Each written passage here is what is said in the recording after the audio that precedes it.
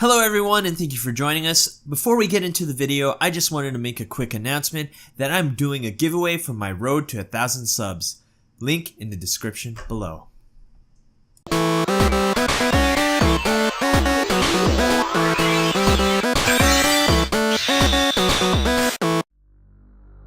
In the year 1986, the game Metroid was released for the NES system, and it featured the main character, Samus. While playing through this game, most people would think the main character is a guy, but if you beat the game in under 3 hours, you will find a pleasant surprise that under that alien-busting power suit is a girl. Arguably Nintendo's strongest female character and my personal main in Super Smash Bros., I was so happy to hear that I would finally get Zero Suit Samus after waiting so long since Power Suit Samus was released by Figma. After 4 years of waiting, is this figure everything I ever wanted in a Samus figure? Let's find out in my toy review of Figma's Zero Suit Samus. Hello everyone and thank you for joining us once again on the D-Star01 channel. I'm your host Dexter Arafiles, and today I am super excited to bring to you a figure I've been waiting to get my hands on since I've seen the prototypes online. It's no other than Zero Suit Samus. I remember when I first saw this as a ZSS statue a long time ago, and money in hand I was ready to buy it, but I knew if I waited this would be a figure. Well, fast forward to now, and it is a figure, and I'm here to review it for you today to see if it's worth your money.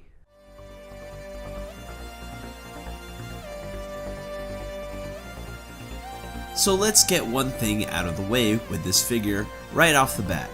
This is not the Super Smash Bros. Zero Suit Samus, so therefore the puffier hair, the booster boots, and the plasma whip are nowhere to be seen and do not expect it to be featured on this figure. What we have here is a more realistic looking Samus from Metroid Other M. Starting with the Zero Suit itself, the overall finish is a shimmery light and dark blue throughout, and I'm quite satisfied about her overall look and feel, as it looked like she jumped right out of the video game. Onto her hair, at first I did not like how flat the blonde is, and honestly it could feature a little more shading to contrast that. Also, I would like to note that her bangs, which are removable, were very loose at first and kept falling off. It could be just my ZSS, but just a fair warning that this came loose on my figure. I solved this problem with a little bit of super glue to thicken it up so it would be a tighter fit on her head. Onto her face. As always, I love when Figma does faces, especially female ones, as they have a very soft finish when it comes to the tone of their skin, giving Zero Suit Samus a very feminine yet strong face with soft features. Also, I love that her mole can be clearly seen, giving excellent attention to detail. Overall, I really love the paint and detail of this figure, and it definitely captures the essence of Zero Suit Samus.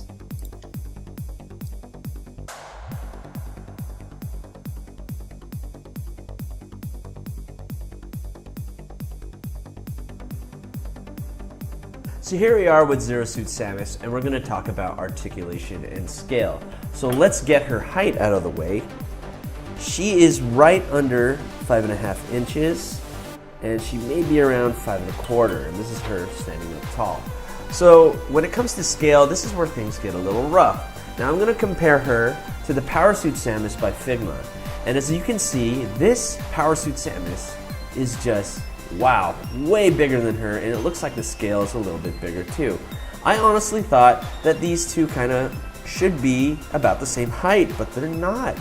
And this kind of makes me go, well, the scale is off. And just to prove that it is off, I'm gonna do something that I always thought should be able to do, and it is able, is that you could put the Samus head on the Power Suit.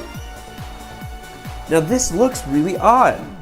Her face is really small in comparison to the suit, and that just doesn't look as good as I'd like it to.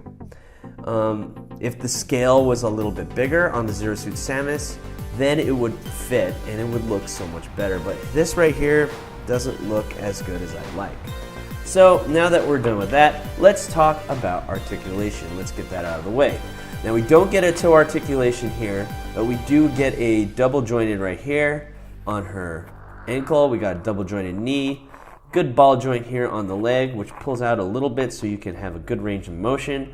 We don't get a midsection articulation, which is fine. We have a rotatable upper waist, and we have a double jointed wrist, double jointed elbow, and a ball jointed shoulder. Lastly, we have just a single joint here. I was really hoping this would be jointed, but it's not. A single joint here on her head, which is on a ball. So overall, pretty standard articulation when it comes to a Figma, and she does pose really well, which is pretty standard for a Figma, like I said.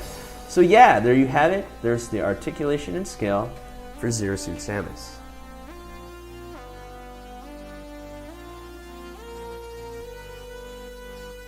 Seven extra hands, an extra face, a short hairstyle, paralyzer pistol, separate pistol handle for the holster, stand, and helmet is what you get with this figure. Starting with the extra face, this face is a slight smile face and contrasts the serious face which she usually has. Again, I really like the skin tone and the little mole that she has, and shows excellent attention to detail. The short hairstyle with the attached mic can interchange with both faces, and both look really good with them, as you can see right here. The paralyzer pistol fits really tightly in the hand that is made for the pistol, and the pistol itself is well detailed, as you can see here. So I rarely talk about the hands because, well, they're just hands. But these hands are odd, as it seems you can fit the pistol in them, but it is difficult to put the pistol in it. So in my opinion, they don't have much functionality. This is kind of a problem. Why would you have hands that look like they fit a pistol but not have the pistol fit in it? It just doesn't make sense to me. Onto the helmet. I am sad to say it does not go over her head, and this helmet is strictly used as a holding accessory. Figma sadly missed the opportunity to have a helmeted Zero Suit Samus.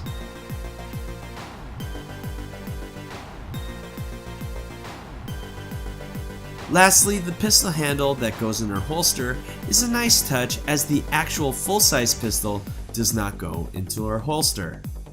Overall, her accessories are not bad, but I wish they included a plasma whip attachment to her gun and more functional hands, and that would make this a complete Zero Suit Samus package.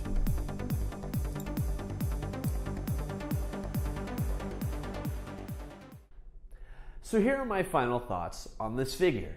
The bad is she is not to scale with the Parasuit Samus, and that disappoints me the most, as this one is very small by comparison. Perhaps if they made her slightly taller, I would have appreciated that more. Also, some of the hands that you get with her do not fit with the pistol, which is also a disappointment. But that's about it. The good is the paint and detail on her are amazing, and everything I thought it would be from the pictures before release was there, and it looks amazing. While I don't think she is the best female figure from Figma, I still really like this figure and looks cool with my other Smash Brothers figures. So I give her a solid 8 out of 10 D-stars. Thank you for watching. Don't forget to rate, comment, and subscribe, and I'll see you guys next time. Hey you! Thanks for watching. Rate, comment, and subscribe. Where? Right here. Not there, right here. You.